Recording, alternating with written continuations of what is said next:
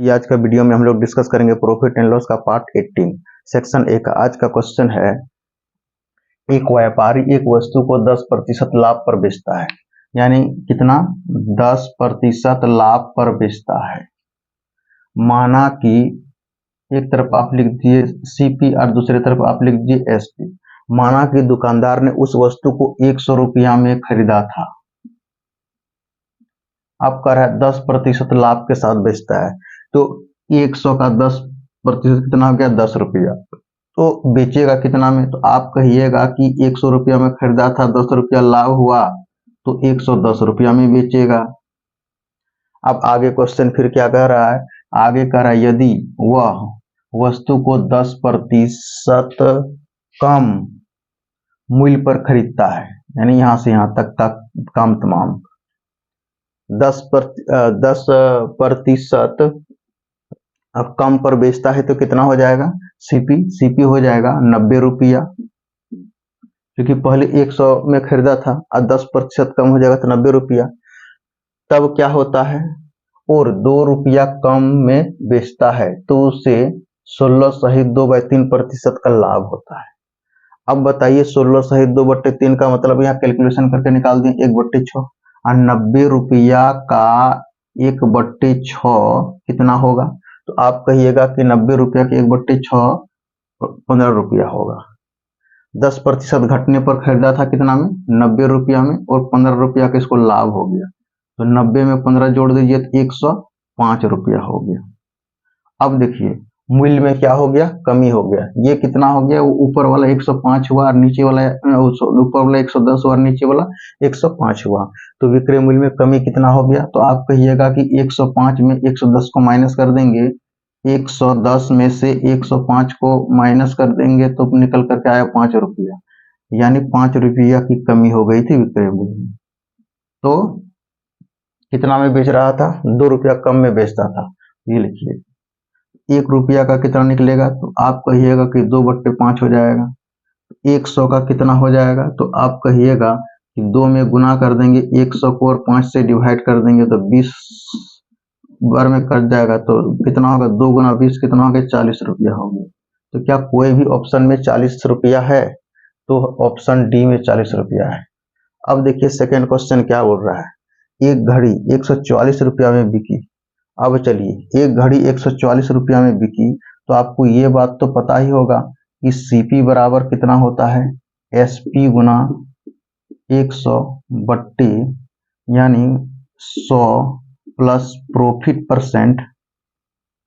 Percent या तो loss percent, पर ये फार्मूला है। अब देखिए एक घड़ी 144 रुपया में बिकी, उसका मतलब जो है कि ये यहाँ लिखिए 144 रुपया में बिकी तो 144 हो गया, 144 रुपया में बिक गया गुना 100 रुपया। अब आगे क्या बोल रहा है? यदि लाभ का प्रतिशत संख्यात्मक रूप से लागत मूल्य के बराबर था, यानी जितना लाभ होगा उतना क्रय मूल्य भी होगा, संख्यात्मक रूप से लागत मूल्य के बराबर, ये बोला संख्यात्मक रूप से लागत मूल्य के बराबर था। क्या है? यानी अगर यदि लाभ अगर मान लिया जाए 10 हुआ तो सीपी भी 10 होगा। तो आप ऐसा कीजिए, यहाँ पे आप 100 प्लस पी लिखिए, जैसे कहते हैं इसको सीपी, और ये 100 प्लस पी हो गया इक्वल टू 144 पर 00 हो गया। अब जो है कि सीपी और पी को प्रॉफिट को मतलब क्रय मूल्य को और प्रॉफिट को बराबर रखिए और कैलकुलेशन करके देखिए कि 144 पर 00 के बराबर आ रहा है कि कौन सा ऑप्शन को रखेंगे। अगर क्रय मूल्य अगर यदि हम यहाँ 72 लेते हैं सीपी का, कितना 72, तो प्रॉफिट भी 72 लेना पड़ेगा, तो ये तो इक्वल नहीं आ रहा है।